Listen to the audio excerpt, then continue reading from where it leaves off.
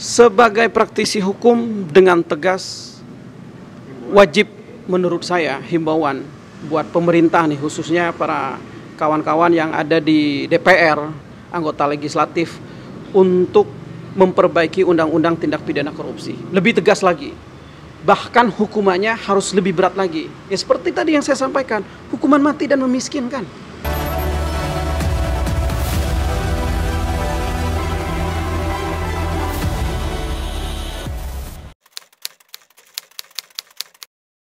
Saya kira apa yang disampaikan Presiden Pak Prabowo ini, yang menyampaikan bahwa saya akan kejar koruptor kemanapun. Saya rasa pernyataan Pak Prabowo ini bagus. Pernyataan seorang presiden yang akan mengejar koruptor sampai ke Antartika dan gurun, bahkan ke lubang semut pun. Nah, itu pernyataan yang tegas dan biar tidak ada koruptor-koruptor di Indonesia. Memang walaupun memang baru-baru ini ada pernyataan Pak Prabowo akan memaafkan bagi koruptor yang bertobat, yang akan mengembalikan. Tapi maksudnya bertobat ini kan menurut Pak Prabowo, kalau ada koruptor yang sadar tanpa ada penemuan, tanpa ada panggilan, tapi tiba-tiba dia mau mengembalikan apa yang dia curi, apa yang dia ambil dari negara, dan dia mengakui kalau dia koruptor.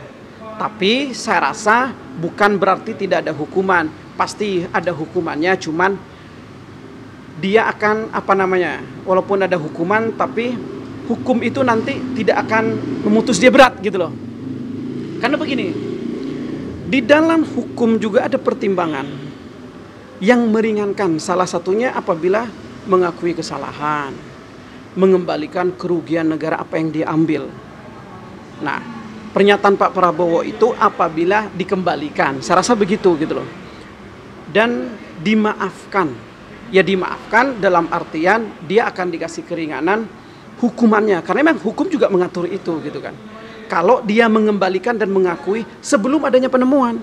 Tapi kalau misalnya ada koruptor yang sudah dipanggil oleh KPK, kejaksaan atau kepolisian, tiba-tiba dia mengakui dan mengembalikan, itu kan saya rasa itu beda cara. Dan Pak Prabowo pun tidak akan menerima itu.